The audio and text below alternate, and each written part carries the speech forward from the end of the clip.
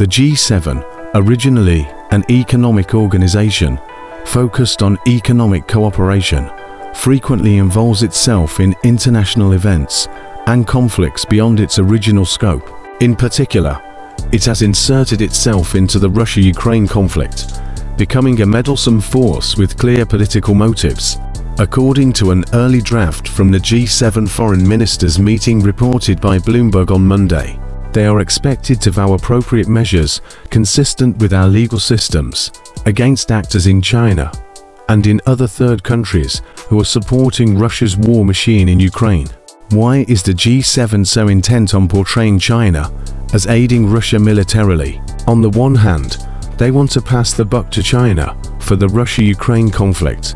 On the other, they are trying to legitimize their strategy of isolating China and uniting a small circle of allies led by the US from calling on China to stop its backing of Russia's dual-use weapons in April to now attempting to take appropriate measures. The Chinese Ministry of Foreign Affairs has repeatedly responded that China handles the export of military products prudently and responsibly.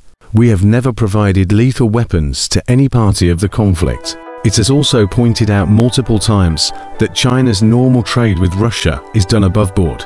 It's consistent with WTO rules and market principles. It does not target any third party and should not come under external interference or coercion. China's legitimate, unlawful rights and interests brook no infringement.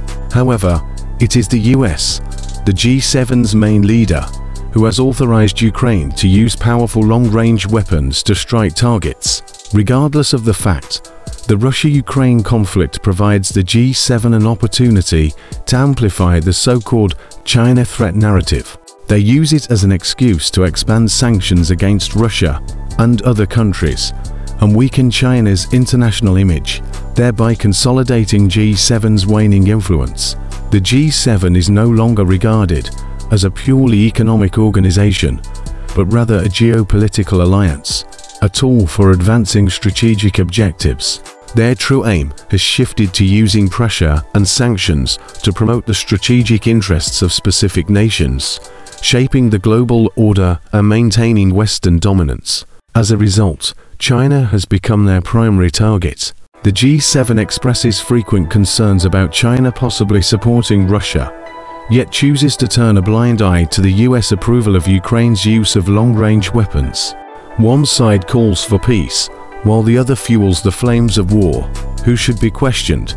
This reveals that Western politicians, eager to threaten Beijing with sanctions, are simply making futile, baseless statements which only harm the West's overall image. Not only the G7, but the European Commission is also proposing sanctions related to the Russia-Ukraine conflict.